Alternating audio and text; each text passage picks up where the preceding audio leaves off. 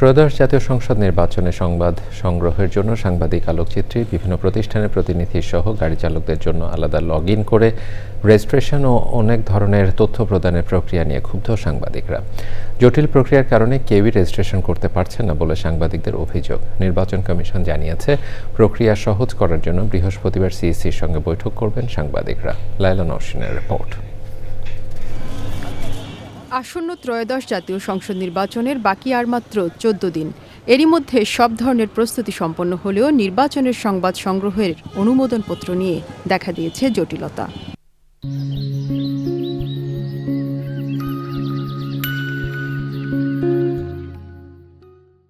সাংবাদিকদের পরিচয়পত্র ও গাড়ির স্টিকারের জন্য নির্ধারিত পোর্টালে আবেদন করার বিধান করেছে কমিশন। এবার প্রাথমিক তথ্যের পাশাপাশি প্রতিষ্ঠানের ট্রেড লাইসেন্স, গাড়ির ফিটনেস সার্টিফিকেট, লাইসেন্স সহ বিভিন্ন তথ্য চাচ্ছে কমিশন।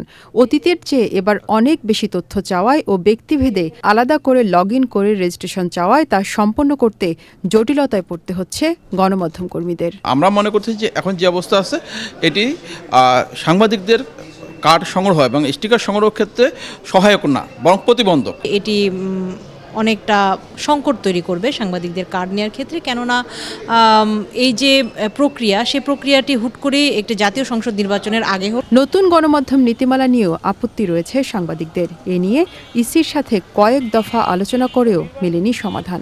আমি মনে করি ইলেকশন কমিশন এবার গণমাধ্যম কর্মীদের জন্য পদে পদে প্রতিবন্ধকতা সৃষ্টি করছে, যাতে আমরা মাঠে ময়দানে ভালোভাবে কাজ করতে না পারি। একই সঙ্গে 10 মিনিটের বেশি অবস্থান করা যাবে না। এটা টোটালটাই গণমাধ্যম বিরোধী একটা নীতিমালা। আমরা দেখেছি নীতিমালা এমন কিছু বিষয় যুক্ত করা হয়েছে যেটা আমাদের অবাধ তথ্য প্রবাহের ক্ষেত্রে বাধাগ্রস্ত করবে। সাংবাদিকদের দাবি, স্টেক হোল্ডারদের সাথে কোনো রকম আলোচনা না করেই এমন সিদ্ধান্ত নিয়েছে নির্বাচন কমিশন। আমার কাছে মনে হচ্ছে এটা সহজ করা প্রয়োজন। নির্বাচন কমিশন যদি এই ব্যাপারে একটু চিন্তা করে। নির্বাচন কমিশন জানিয়েছে, বৃহস্পতিবার অনুমোদনপত্রের নিবন্ধন পদ্ধতি নিয়ে সাংবাদিকদের সঙ্গে আলোচনায় বসবেন প্রধান নির্বাচন commissioner. Laila Nowshin, channel I, Dhaka.